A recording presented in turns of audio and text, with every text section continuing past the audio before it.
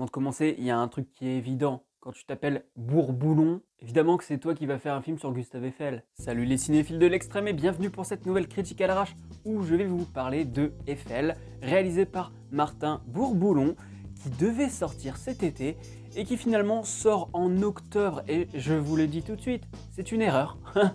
Je ne sais pas ce qu'a fait le distributeur, mais c'est une erreur totale parce que en octobre, quand tu vois tout ce qu'il y a en face sur tout le mois d'octobre, ne serait-ce que le James Bond la semaine dernière, Venom la semaine prochaine, le dernier duel cette semaine, sortir ça l'été au moins, il n'y avait pas beaucoup de concurrence en face quoi. D'un autre côté, je comprends qu'il flippait que les cinémas referment. Voilà, c'était la petite parenthèse distribution parce que ce film a été pas mal reporté et je pense que ce mois-ci c'était pas du tout le mois pour le sortir.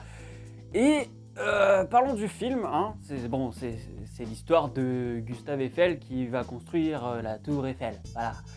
Et accessoirement, il y a une histoire d'amour. Ouais. J'annonce la couleur tout de suite, hein. C'est une petite déception, hein, parce que je m'attendais à un truc vraiment très intéressant sur l'ingénierie, sur le fer, sur l'acier, sur qu'est-ce que c'est que de monter cette tour. T'as des choses, t'as de la technique où on te parle justement de comment ils ont fait pour construire la tour alors qu'elle se trouve sur un terrain plutôt marécageux. Il y a plein de choses comme ça, il y a des... Enfin plein, non, il y a des petites doses comme ça d'astuces, de techniques, d'ingénierie, mais après c'est toujours contrecarré, c'est toujours parasité par cette histoire d'amour. Et c'est un peu relou. Avant même d'aller voir le film, c'est ce que je redoutais. J'attendais ce moment au tournant, parce que je voulais voir s'ils allaient suffisamment bien doser le côté amour et le côté construction. Parfois ça marche, parfois ça ne marche pas. Au tout début, je me suis dit, oh là là là là, je vais souffrir.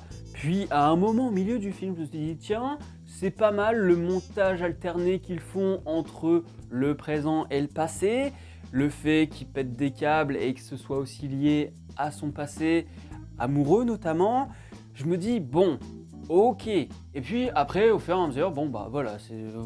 non, c'est mal dosé, franchement c'est mal dosé. Alors je ne dis pas, hein, le film est intéressant, j'ai passé un bon moment, mais il y a toujours ce truc où tu te dis, mais merde, t'as un projet super intéressant entre les mains là, t'as un projet sur la tour Eiffel, on a les moyens aujourd'hui de pouvoir faire un truc quand même assez grandiose.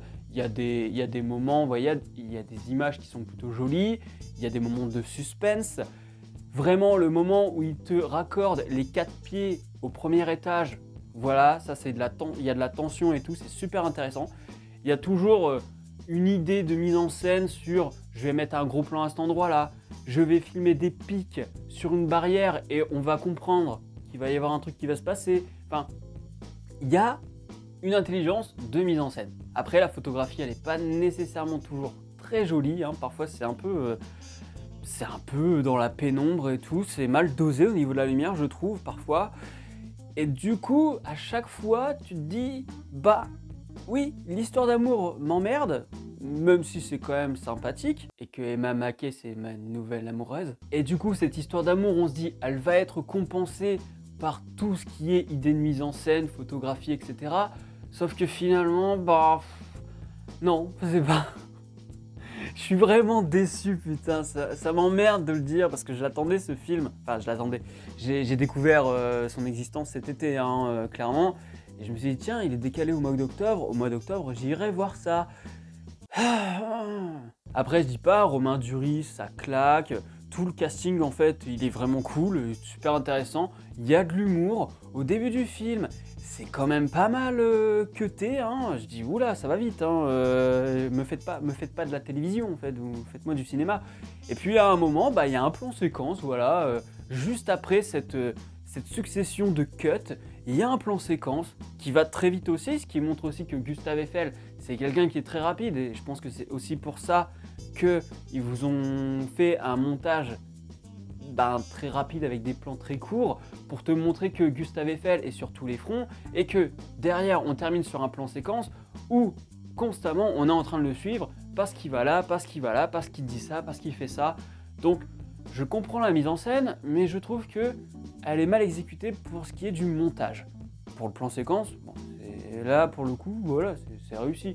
C'est pas un plan séquence non plus de de plusieurs minutes, mais c'est un plan, voilà, comme ça, où tu te dis, ok, bah là, ils ont fait un effort.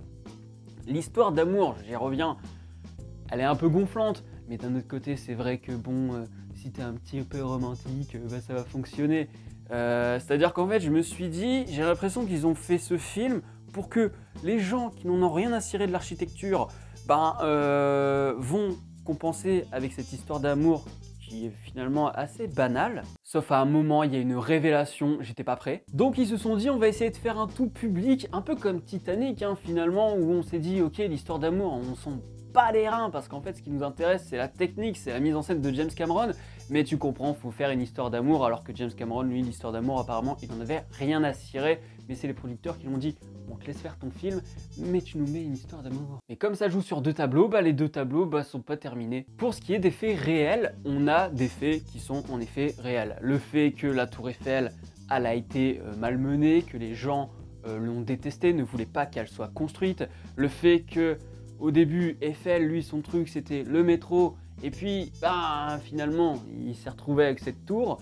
Mais il y a quand même pas mal de liberté. Je ne suis pas un grand expert, mais ils ont pris, basé sur des faits réels, ou non, librement inspirés de faits réels, justement pour pas jouer la carte du biopic très documenté, parce que tu vois que la romance, je pense qu'elle a été beaucoup exagérée, hein, pour faire vraiment du mélodrame pur et dur. Non, arrêtez. Je vous le dis honnêtement, si vous voulez apprendre des choses sur Gustave Eiffel, il y a eu un téléfilm et puis il y a des documentaires. Mais clairement, ce film-là, j'ai plus l'impression qu'on prend la thématique de Gustave Eiffel et de sa tour pour nous balancer, voilà, cette histoire d'amour, mais qu'en fin de compte, la manière dont a été construite la tour, c'est un peu accessoire. C'est-à-dire que même en termes de communication par les journalistes et tout, il y a ce phénomène de mélodrame qui vient s'implanter et donc du coup, ça vient constamment parasiter la technique, l'histoire et vraiment toutes ces informations qu'on aimerait avoir en fait. Et puis ça manque du coup d'envergure dans la manière de représenter la Tour Eiffel. Je trouve ça vraiment dommage pour le coup. Je le redis, je suis déçu. Et puis la forme de la Tour Eiffel, on te donne une révélation à la fin. Oh là là là là là là, c'est poussif, on dirait un téléfilm M6. Je sais même pas si cette révélation, elle est vraie. Donc je suis frustré à cause de ce truc librement inspiré, je suis frustré parce qu'il n'y a pas assez de technique, donc je suis frustré parce que je m'attendais à voir un film sur Gustave Eiffel et la construction de sa tour, et je me retrouve avec un truc où je me dis, va falloir que j'aille vérifier si ça c'est vrai, si ça c'est vrai, si ça c'est faux. Alors évidemment, quand je vois un biopic, j'ai tendance à le faire, mais là j'ai l'impression que c'est tellement librement inspiré que j'ai l'impression qu'il n'y a pas grand chose de vrai si ce n'est les techniques pour construire la tour. Après le reste, je sais même pas quoi ça. C'est décevant parce que tu te dis putain, tu fais un film sur Eiffel, sur la tour Eiffel. C'est un film qui pourrait être exporté et à la place on nous fait un mélodrame quoi. Quelle tristesse. Je suis déçu, je le redis. Bref, si j'ai une note à lui donner sur Captain Watch, c'est j'aime un peu. J'aime un peu parce que oui, c'est intéressant par moment, il y a des idées de mise en scène, la photographie est pas toujours top. Le mélodrame, il est sympathique, mais il est un peu poussif et un peu trop présent pour ma part. Bon, il y a Emma Mackey, vraiment, je la connaissais pas, mais maintenant, je vais suivre toute sa filmographie. C'est tout pour cette vidéo, n'hésitez pas à vous exprimer en commentaire, n'hésitez pas à me dire si vous allez aller voir le film. Je sais que certains d'entre vous l'attendaient, je vous ai vu déçu, je peux comprendre. Et puis voilà, le petit pouce bleu, et puis partagez la vidéo sur les réseaux sociaux parce que je pense qu'on va surtout parler de Ridley Scott. Et moi justement, j'ai décidé de me dire, je vais parler d'Eiffel parce que Ridley Scott, tout le monde va en parler. Donc je ferai moins de vues. Abonnez-vous à la chaîne si ce n'est pas encore fait, et n'oubliez pas d'actionner la cloche pour être alerté des prochaines vidéos. Quant à moi, je vous dis à la prochaine sur la toile. Salut François, t'as bien fait de pas voir Eiffel avec moi. C'était pas nul, mais c'était très décevant.